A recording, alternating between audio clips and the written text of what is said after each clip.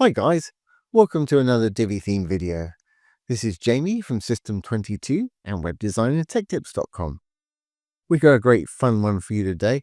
If I just roll this up, I've got a little call to action module on the left there, and it's got a little magical button on it. It's there, it's going to disappear. About 4 seconds later or so, it's going to come back. And it's going to stay there for 4 seconds or so. You can put your mouse on it though. It'll stop the animation. And of course, people can click on it. They can go where they want. Take your mouse off. It's going to start that animation all over again. Really easy to do. Great little thing to have on your site. So let's get started. I'm going to enable the Visual Builder. And let's go down and we'll delete this little call to action module here. Great, well, I've got a section here, the orange part. In fact, let's turn that white. Going to go into section, background's always on the content, just to make it white. Okay, and then I've got a row with 2 columns in it. In this first column, I'm going to add a call to action module. And obviously, put in what you want it to say for your title up there. This is what the button's going to say when we put a link in for it. And obviously, you can put in whatever content you have for here. I'm going to delete all of it just like that, as I've got no real content. But let's give it a button by going down to the link down below. And we just have to put a hashtag in there for whatever URL you want to take your visitors to. And as you see, the button's turned up. Great. Well, that's the button that we're going to make appear and disappear. But I'm just going to make our little call to action a little more in line with that image on the left there by going down to the next one, which is background. I'm going to change it to the default blue. I'm actually going to merge it with an image by going over to the third tab, still under background in the call to action here. I'm going to add a background image by hitting the plus. I think that's the image I put in before. Obviously add whatever image you want. There it is. That's not too bad, but it's still a bit busy. Can't really read that writing. So I'm going to merge it with the blue color that we had in there initially by just rolling down. We're still on the image tab. At the bottom, background image blend. I'm going to flip it from normal to multiply. Do play with these. You can get some fantastic things going.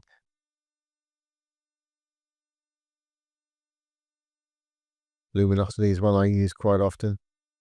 But for mine today, I'm going to put it on multiply, which will multiply it with that blue color. And that to me looks very readable.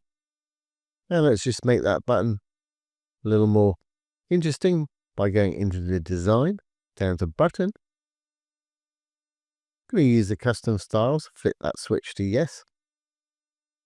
I'm going to leave the text white, but I'm going to give it an orange background. I'm going to make the border the same color. I'm going to roll down a little bit. Border radius, I want a rounded button. So I'm going to put a 50 in there. It'll put in the pixels. And it makes it into a pill-shaped button for us. Great. And let's roll down a bit. I'm going to leave it on the default font there. There's plenty to choose from. Just click on it. Roll over. And it'll give you an example of whatever font you're rolling over down there. Like I say, I'm going to leave mine on the default for this today. I'm going to capitalize it though. Now, I'm not particularly interested in an icon. I'll give it a bit of text shadow. It makes it stand out just a little bit more with capital text like that. Oh, I'm pretty happy with that button there. The only other thing I want to do is just make the border on this one the same as this one, so it's rounded like that. Easiest way to do that, just save our changes to our call to action there. Let's click on our image module here. And what we can do is go into it, go to the design and border, right click on it, copy border styles. We can X out of this now. Go back into our little call to action. Again, go to design, down to border, right click, paste border styles, and we've got the same borders going on. Fantastic. Right, well, let's create our little animation. To do that today, we're going to go over to our advanced, down to the custom CSS right here. We're going to use the freeform CSS tab right here. To select this particular module, all we have to do is put our cursor in there and write the word selector. But we only want to target the button within the selector, not the whole thing. Because we don't want the whole thing fading in and out, we just want the button. So I happen to know the button class name to target is ETPB button. But if you don't know, you can go over to the module elements just next door here. We can roll down. Here it says promo button.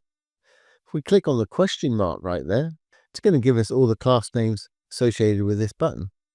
I'm just going to use the shortest one there, which is ETPB button. Every time there's a dot, that's a new class name. So now we know what it is. We can go back to the freeform CSS tab, put the cursor in there, put a gap. It's a class name, needs a dot, and it was ET, Elegant Themes, underscore, PB, page builder, underscore, button, BUTTON. So we're now specifically targeting this button within this module. Let's open and close some curly brackets. We'll tell it what we want it to do. Well, I want it to animate, so I'm going to create an animation. We've got to give that animation a name, so let's put in a colon. Then let's call it button fade, or BFDE. It's my shorthand for that. Call it what you want. It needs to be unique though. I'm going to have it running for quite a long time. I'm going to make mine 12 seconds. 12s. I don't want it to keep going and going, so I'm going to make it infinite. Fantastic. Now we need to create that animation that we call bfde. So let's drop down from our last curly bracket there. We're going to use keyframes to do this today. So we've got to put at keyframes, KEYFRAMES.